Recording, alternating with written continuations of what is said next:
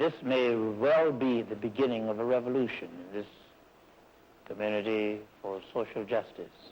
The beginning of a revolution, indeed. A revolution whose foot soldiers subscribed to the philosophy that Martin Luther King Jr. described as, quote, the only morally sound method open to oppressed people in their struggle for freedom. He was referring to Gandhi's philosophy of nonviolent resistance.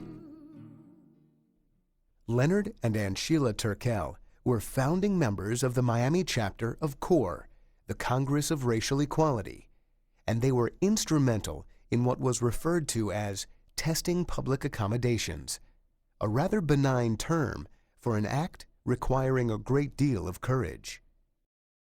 What are we going to do? I'm very interested. I'd like to know just what's going to happen testing these restaurants and delicatessen. We go in, we test the restaurant. We see, can we be served? Have they desegregated the place? And if they say they haven't, we just get up and walk out. And we'll try another one.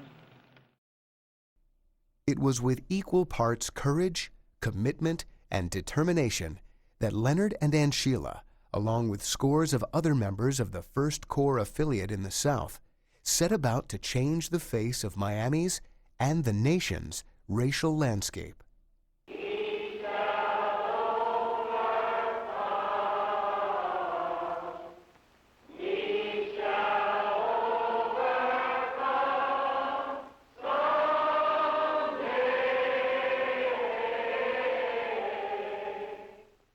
At least a year before the sit-ins in Greensboro, North Carolina, claimed by history to be the first in the South, CORE targeted the lunch counters of downtown Miami's Five and Dimes.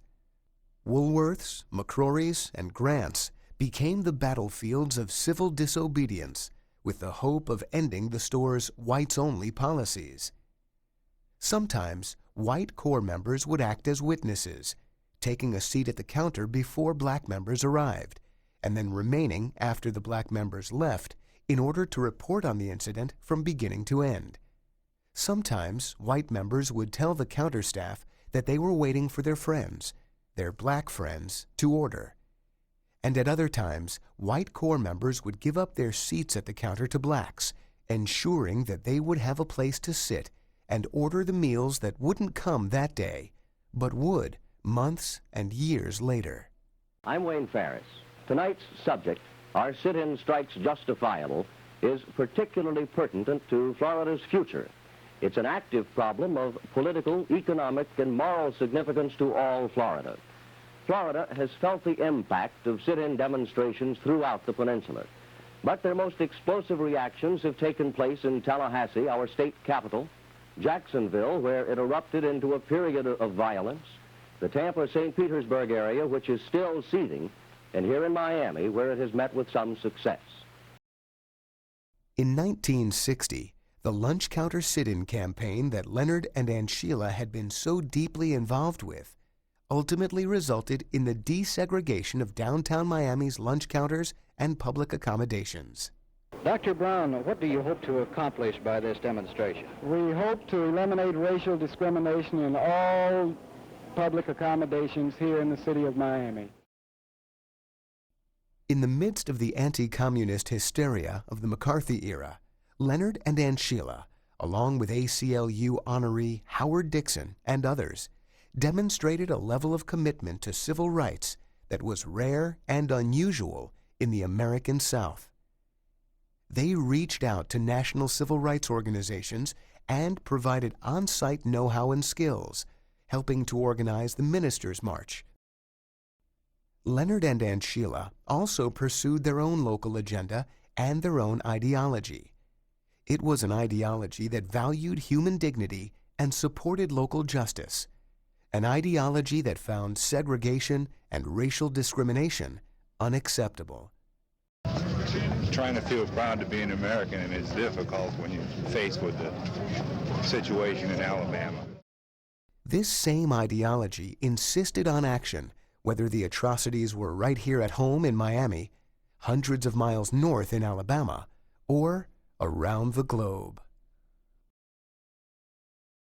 The nuclear arms race was another unacceptable situation that deeply troubled Leonard and Aunt Sheila, not to mention their oldest son, Bruce. We know that families settle disputes peacefully without killing each other, and we are sure that world governments can do the same. Indeed, the eyes of the world were on the South.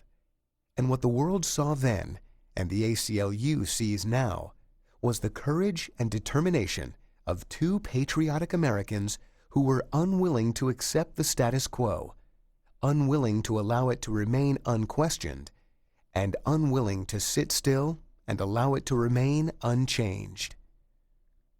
We honor them today, as they have honored the best in all of us for decades. This land was made